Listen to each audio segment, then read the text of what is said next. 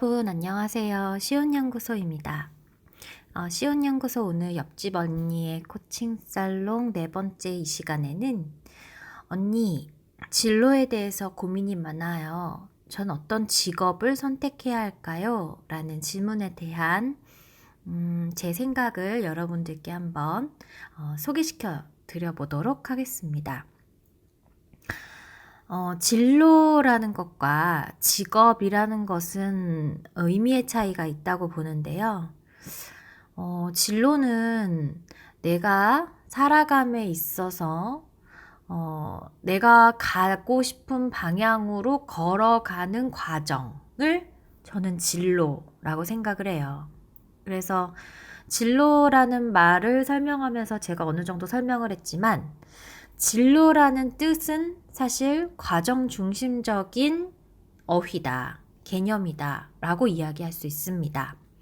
내가 어떻게 걸어왔느냐에 따라서 내가 가는 방향이 정해지면서 그 과정 중에 내가 할 수 있는 일을 끊임없이 해보는 것이 바로 진로라고 생각을 하고, 직업은 그렇게 진로로 내가 가고 싶은 방향으로 가는 와중에 내가 하게 되는 특별한 어떤 그 업종에서 계속 그 일을 하게 되는데 그 직종에서 그 일을 하는 사람을 부르는 이름, 그게 바로 직업이다 라고 이야기해 볼 수 있겠죠.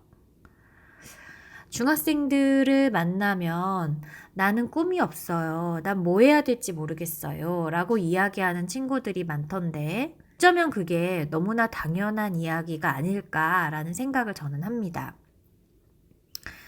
중학교는 우리가 생각을 해봤을 때 그렇다고 중학교 끝나자마자 대학을 갈 수 있는 것도 아니고, 내가 성인이라고 부를 수 있는 시기가 중학교 지나고 나서 시작되는 것도 아니고, 고등학교라는 큰 난관을 한 번 더 거쳐야 하는, 방금 전에 초등학교를 막 졸업하고 이제 공부라는 것에 대해서 좀 진지하게 생각할 이 중학생이라는 나이에 나는 미래에 뭐가 되겠다, 나는 미래에 뭐가 되겠다 라고 생각하는 것은 어쩌면 무리라는 생각이 들어요.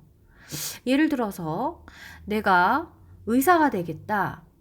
중학교 때 의사라는 꿈을 꿈꾸는데, 의사라는 꿈을 꾸기 위해서는 내가 손끝이 야무진지, 사람에 대한 측은지심이 있는지, 그리고 또 의술에 대한 어떤 외우는 과정에서 그 기억력이 좋아서 그런 것들을 잘 습득하는지, 그리고 또 수학이나 과학 부분을 잘 공부를 해서 그것에 대해서 성적이 좀 좋게 나오는지 등등의 현실적인 조건을 채우기 위한 경험들이 수반이 되어야, 아, 나는 의사가 되고 싶다, 나는 의사가 될 수 있겠구나 라는 꿈을 꿀 수 있는 것인데, 중학생 때 그렇다고 해서 내가 측은지심이 얼마나 있는지, 무엇 할 때 손끝이 야무진지, 이런 것들을 통해서 내가 할 수 있는 범주 내에서는 특별한 어떤 그런 직업을 선택하고 공부하기는 굉장히 어렵다라는 게 제 생각입니다. 그렇지만 우리가 중학교 때부터 직업을 꿈꿀 수는 없지만 진로에 대해서는 아주 집중해서 생각해 볼 필요는 있다고 봐요. 그래서 우리가 중학교 때에 우리의 루틴을 생각해 보면 아침에 일어나서 학교 가고 학원 가고 집에 오고, 아침에 일어나서 학교 가고 학원 가고 집에 오고, 이런 반복적인 생활을 사는데, 진로라는 것은 내가 하고 싶은 방향대로 어떤 길을 닦는 것이라고 본다면 중학교 과정은 너무나 반복적인 패턴이 이루어지고 어느 누구도 다 그런 패턴 안에서 생활을 한다라는 거죠. 이랬을 때 우리는 그 반복적인 패턴 속에서 우리가 가져볼 수 있는 진로의 삶이란 바로 이런 것이라고 저는 생각합니다. 예를 들어서 내가 영어나 수학이라는 점수를 10점을 받았다라고 한다면, 내가 오늘 영어 2시간 공부하고 수학도 2시간 공부해 봤는데 그 다음날 시험을 봤더니 영어는 70점이 나왔는데 수학은 30점이 나왔다. 그러면 어떻게 보면은 수학에 대한 기초 개념이 나한테 있는지 없는지를 판단해야 되겠지만, 기초 개념이 있는 상태, 영어도 기초 개념이 어느 정도 있고 수학도 기초 개념이 어느 정도 있는 동등한 상태라면 나는 영어에 대한 감각이 조금 더 발달되어 있는 사람이다 라고 스스로 판단할 수 있어야 된다는 거예요. 그래서 나한테 맞는 것은 이런 언어로서의 수단을 발휘하는 능력이 나에겐 있구나 라고 판단하고 그쪽에 관련된 직업들에 대해서 고민을 해봐야 된다는 얘기죠. 우리가 중학교 때 진로에 대해서 꿈꾸는 것은 아마 이러한 어떤 계속되는 반복되는 나에 대한 스스로의 어떤 잠재성을 이해하고 그리고 찾아내는 데 그 목적이 있다라고 저는 보아집니다. 그 다음에 내가 이러이러한 잠재 능력이 있는데 이런 잠재 능력을 키우려면 이런 업을 갖는 것도 좋겠다라고 생각되는 것은 그 다음 목표예요. 그래서 우리가 교육과정을 봤을 때 중학교 때 이렇게 나에게 더 맞는 것이 무엇인지 판단해서 고등학교 때 문과를 갈지 이과를 갈지 특성화 고등학교를 갈지 판단하고 그리고 나서 대학에 가서 대학에서 배웠던 이론들을 가지고 나는 어떤 업을 목표로 삼겠다라는 목표 지점을 잡고 사회에 나와서 그 목표에 따라서 나에게 주어진 업무를 성실하게 해내가는 것. 이것이 어떻게 보면 사람으로 봤을 때의 진로의 과정에 가장 보편적으로 생각할 수 있는 틀이 아닌가라는 생각이 저는 듭니다. 진로를 많이 고민하고 있는 친구들에게 권하고 싶은 책을 한번 여러분들께 추천을 드려보도록 하겠습니다.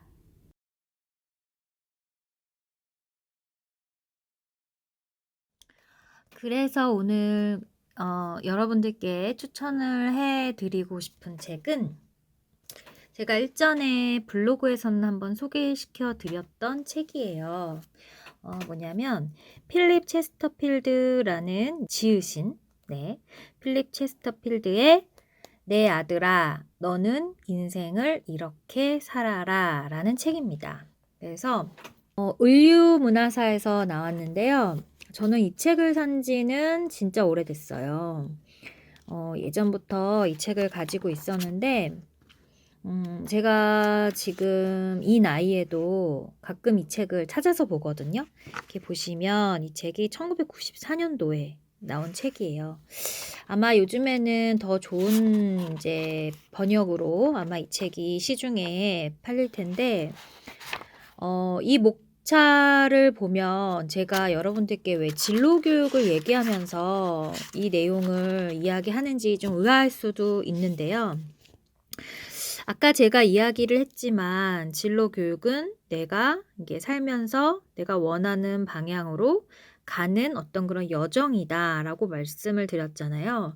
근데 그 여정에서 우리가 가장 혼란스러운 부분이 아마 나를 다스리는 그리고 남과의 나의 관계에서 나는 과연 어떤 판단과 선택을 해야 되는지 이런 것들이 굉장히 좀 힘든 일이 아닌가라는 생각이 들거든요. 그래서 먼저 인생을 살아온 어느 한 아들의 아빠인 필립 체스터필드라는 사람이 아들한테 이것만큼은 네 인생에 있어서 네가 사는 데 있어서 이것만큼은 좀 했으면 좋겠다 싶은 아주 주옥 같은 이야기들이 여기에 있거든요.